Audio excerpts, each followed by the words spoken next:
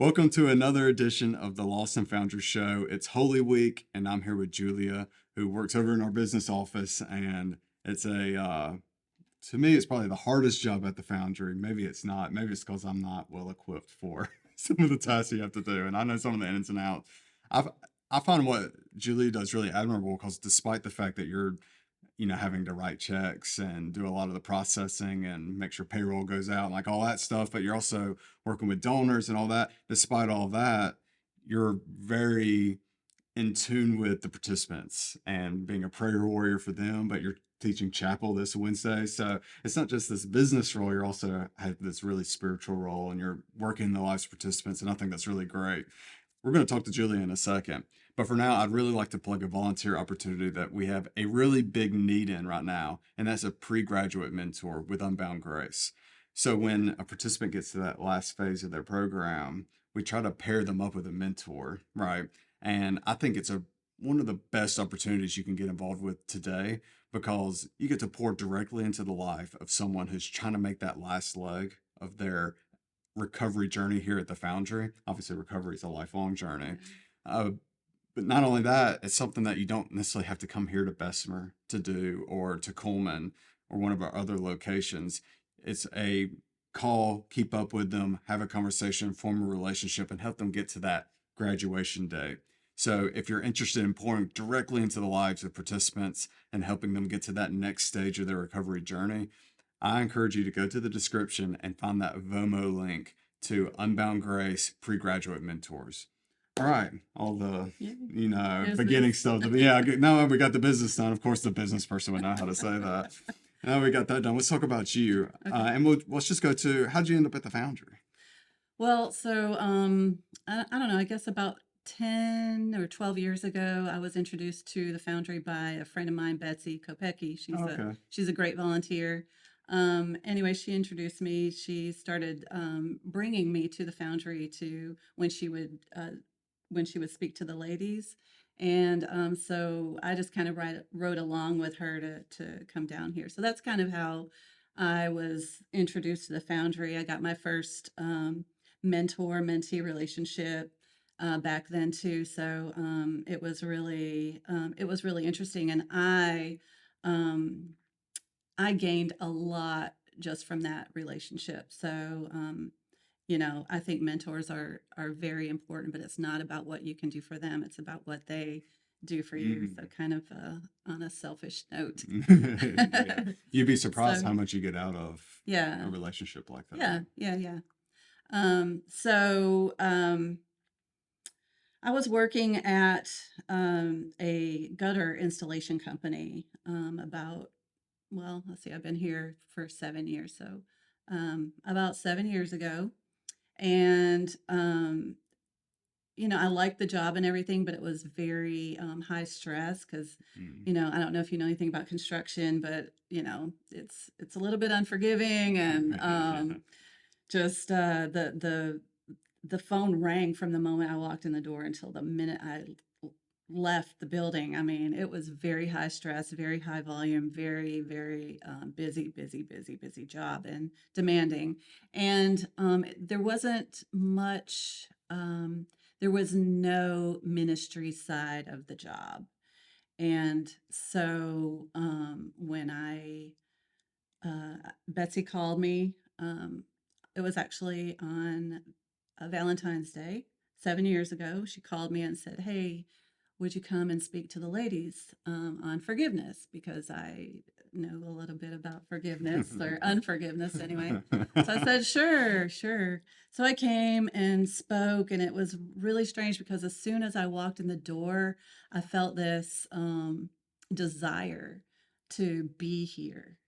Like I felt like I need to be in this place. I felt Mm. love. I felt, just all of the things that this place you could tell as soon as you walk in the door that this is a special, special place. And so that's what I Mm. felt. And I thought, oh, I need to be here. I need to work here.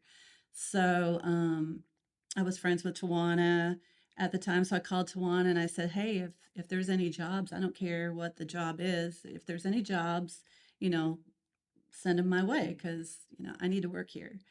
And She didn't, of course. Sorry, T.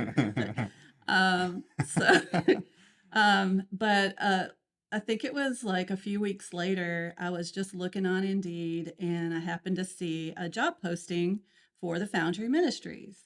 And I was like, what? Tawana didn't call me and tell me about this job. So, And you don't need inside information to get a job here at the Foundry. no, Go no. to foundryministries.com/careers and you can find it pretty easy now. Awesome. Yes. So I applied right away, and I took my phone and I shoved it in my husband's face, and I said, "This is my way out of the gutter." Literally, I literally wanted out of the gutter. So I interviewed a few weeks later. Interviewed with Micah and one of the ladies from our um, source point. What do you call Point, that? yeah. Yeah, whatever you call that. HR. HR. And so Micah, it was funny because in my interview, I was talking to Micah as if I had the job already. Like it was really strange. Like I just kept saying, when I come to work here, and just kind of talking it into existence, I guess. And so, well, during the interview, he said, we don't the job that you were here interviewing for is no longer available, but we have another job um, if you'd like to, apply for that job. And I said, Micah, I'll clean toilets if I have to. Wow. I need to work at the Foundry. And he said, okay. So a couple weeks later, and it was a long 2 weeks because, I wanted Yeah. out of the gutter now, and I wanted to come and be at the Foundry. And so a couple weeks later, he hired me and started in the development department. Yeah. And you and I worked alongside Yeah. each other for a couple of years A few years, anyway. And then after that, there was an opportunity to move to the business office. And so I moved over there, and that's where I've been ever since. So, What is it? Was it just that single volunteer opportunity that sparked that? yes. Just one volunteer opportunity? Yeah. But do you think that's just a God thing of just him planting that in your spirit, or? I wanted to work at a place where I could also do ministry. And so, yes, I do think it was a God thing that, because again, when I worked at the gutter installation company, it was a very good job and I enjoyed it, but there was no ministry side of things. I wasn't pouring into people. I wasn't, getting anything back. It was just kind of this, get up, go to work every day, come home. And Yeah. I missed the ministry side of things. The what I don't, but I know you have your occupation, I guess, Yeah. and then you have your vocation. And I was missing that vocation. I was missing that extra that extra piece that helps you be fulfilled. Yeah. So yeah. Yeah. So be careful of volunteering at the Foundry. You might find yourself working here. Yeah. Fall in love. I'm always trying to bait people into coming here because I just know Yeah. if you can get on campus, you can Yeah. buy into the vision and want to be a bigger part of what's Yeah. going on here. Right. Well, it was really cool because it was Valentine's Day when I came and fell in love How with about the that? Foundry How about on that? Valentine's Day. So yeah. It's so interesting. I've lived in the greater Birmingham area my whole life, and I didn't hear about the Foundry until I was in my late 20s. Yeah. But when you come here, you're like, this place is huge. Yeah. I think there'll be 220 people that sleep under our roofs tonight. Yeah. And they're here full time. It's not, it's 220 people who are here as part of the program. Right. And there's so much happening here and so much just life giving, and Yeah. it hurts and it's fun at the same time. And I just think people need to show up and sign up for a volunteer opportunity and get here. It's a really rewarding experience. It is. It truly, truly is. So let's talk about a little bit of what you do here at the Foundry. A big piece of what I'm doing, what you're doing, is there's a lot of good work happening here, but it's not just us doing it. We're partnering with the community, right? And so part of partnering with the community is empowering them to do the work. And Yes. so it's about forming relationships with donors and making sure that we're taking care of the dollars that they give us. And it's also, in the development department, we're trying to take care of every piece of the donor experience. And in the business office, you guys are making sure those dollars are going to the right place and we're being good stewards with the money. Talk a little bit Right. about that process. And Yeah. it's a little bit crazy over there Yeah, sometimes. sometimes it can be crazy. But yeah, so when a donor makes a donation, we make sure that we honor the donor's wishes wherever if they have a designated spot for those funds to go, if they want Mhm. it to go to women's intake or men's intake or the farm or if they have a specific, if they want it to go to meals, we Mhm. make sure that we put those funds into that bucket. Yeah. And and then if a donor needs a year-end giving statement or, a statement throughout the year or whatever, they usually call me and I can get that out to them, right away Yeah. Yeah. with our software. It's pretty cool. Yeah. We have But thousands of donations we have to process a yeah, year, and they come in all different forms, yeah, whether it be, and we don't encourage you to put cash in an envelope, but no, whether it be we, cash or yeah, checks or credit cards, debit cards, stocks, stocks. automobiles.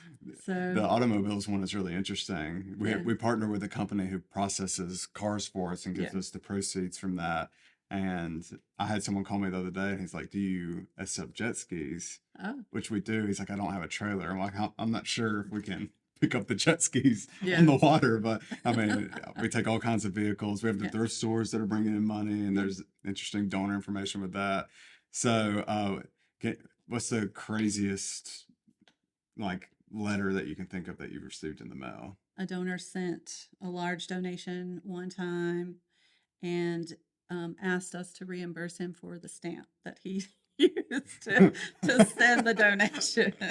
A stamp So reimbursement is excellent. yes, Please yes, don't do and that, and even as we a joke. and we did honor that because that's what he's asked for. So we like to honor our donors and whatever their request So, is if we can. yeah, how You know, did you reimburse the stamp? I just sent him a stamp in the mail, thanked him for his very So generous you had to donation, stamp a and letter and stamp a letter and then send an unused stamp inside of the letter. Yes. Yeah. that's awesome. Yeah. Okay, so let's talk about, you've got the business side, but also one of your passions is writing and especially blogging is Mm. kind of a specific passion. Yeah. So we've been doing blogs here at the Foundry for a long time. We're relaunching blogs. That's part of what the podcast is today is we're Yeah. getting back on the blog train, and we've got a lot of different voices that we want to, Showcase. raise up and blast out there. Yeah. And people from Dana, who's our intake coordinator, and we've got you and Miss Sis and Daryl, and I sometimes try to blog when I have to. But yeah, we have lots of voices that really want to champion the cause of addiction and talk a little bit about the spiritual journey of what those in recovery are going through. But it's also just about we're all on a spiritual journey period and Yeah. talking about those spiritual journeys. So Right. talk a little bit about how you got involved with writing and what it means for you. Gosh, I've been journaling my whole life, but I've been writing, I don't know, probably for the last 20 plus years. And I've had a blog for, I don't know, about 7 or 8 years. I've contributed to the Foundry blog Yeah. um, ever since they started years and years ago. But There's a it really just popular one you can go read that's called Toss Your Cloak, I think was the name oh of it. yeah, So that's a good one. it really blew up because A lot of people like that one. I think Yeah. people search for the word cloak, and there's Yeah. not a whole lot of cloak words out there. So Right. we come up in that search engine a lot, and people go and read it. Oh, So wow. yeah, So that's a good one. that gets a lot. Yeah, that's a really good one. Um, so just whatever's on my heart, I like to try to encourage and empower and equip people with um, just the tools to navigate this crazy journey called life. Mm, We're all on this journey together, and we need to link arms and walk each other home. So that's pretty much you know, what I like to try to do. Yeah. And I really enjoy writing. It's something that is on my heart. Like, you know, again, working in the business office is my occupation, Mhm. but like writing, journaling, talking to the program participants, having a change group, Mhm. pouring into their lives, and that's my heart. That's what I want to do. Um, so it's just I love the men and women that we serve here, and they are my heart. Yeah, I think it's amazing how you can take a little piece of yourself and give it away, and how it just comes back to you. Like it just Hmm. turns into something incredible. Like, Well, yeah, I think Rick Warren got it wrong. It is about me. I mean, at some point, it's got. Sorry. No, no, that's great. I love that. For me, I sometimes can't formulate my thoughts when I'm like talking. Yeah. Like I get stuttered on my words, and I love how on pen and paper I can get my thoughts out there and turn it into something and share Yeah. it with the world in that Right. way. I think that's really nice, and you know, I'm very curious if the great writers would have been able to get in front of a camera and actually Mm, said anything that's we're saying. wow. They're That's something to ponder. yeah. So we're relaunching blogs. If you want to read the next blog that's going out next Wednesday, you can sign up for our blog notification email list. Got a link for that in the description as well. I love links. Just click where you want to go. There's all kinds of clicky things. Just go click. And we've got a blog will be waiting for you next Wednesday. The podcast is part of our blog rotation. So this is blog week one, the podcast. The All right. vlog is that what we call The them? blog. The Lost and Foundry vlog and Oh yeah, podcast. yeah. So, but so you're not just doing blogging at the Foundry though. You've got kind of other blogging project going on right now. Yeah, I've got a personal blog at juliacharleston.com. And uh, There'll be a clicky link in yeah, the description for I that was too. just gonna say maybe Hunter can put the clicky link in there. But it's called Step by Step, and it's just me getting my voice out there. And when I was growing up, I was never allowed to voice my opinion. I kind of grew up in a children were you know Yeah. just seen not heard, and so I was never encouraged to voice my opinion. So I've got lots to say, and I want to be heard. So, Yeah. anyways, What's the but that's best just. blog on your site right now that someone can read? I just posted a blog yesterday called "Got Baggage," and it's pretty good, I think. So What's it? What's the got sneak preview of Got Baggage? just that we carry around all of the emotional baggage, that from one relationship into another, from one season to another, and if we leave it unchecked, then it can cause, you know, anger, resentment, bitterness, Mm, and that baggage just keeps accumulating and accumulating, and we try to carry it all ourselves, and mm, God, we were not meant to carry heavy loads. mm. So, anyways, That's a that's great Easter message. I mean, yeah, that's what Easter's all about, right? right, Is that sin we sin and it causes all this turmoil in our life, and we couldn't possibly pay the price of sin. And so yeah, that's what Jesus is all about, is he paid the price for us. And yeah, it's not fair, but it's not. right. But I mean, things that have been done to us too. I Mm, mean, not just things that we have done, because certainly we've done a lot of stuff, but things that have been done to us that were out of our control mm. too. That causes a lot of baggage too. So, Yeah. yeah. So we'll end it talking about, we have a kind of a program going on. It's the Memorial Scholarship Program. Micah and I talked about it earlier this year. Now it is that you, or maybe a group of you and your family, can honor someone and start a scholarship here at the Foundry. And that scholarship is to pay for, really the only fee that a participant has to pay when they come into the Foundry is the intake fee, which is Yeah. $6.95. So there's a $695 fee, which is a very small fee for the total cost of a participant while they're at the program. Right. But it is a way for us to cover some of the costs coming in. But there are many who cannot pay that cost, and we have a scholarship program to cover their fee. And if you have a loved one that you want to, in honor of them, do a scholarship, you can do that. You have a scholarship here. So can you talk a little bit about that scholarship? Yeah, so in March of 2022, I lost my son, Robert Howland, and he passed away from mental illness and addiction.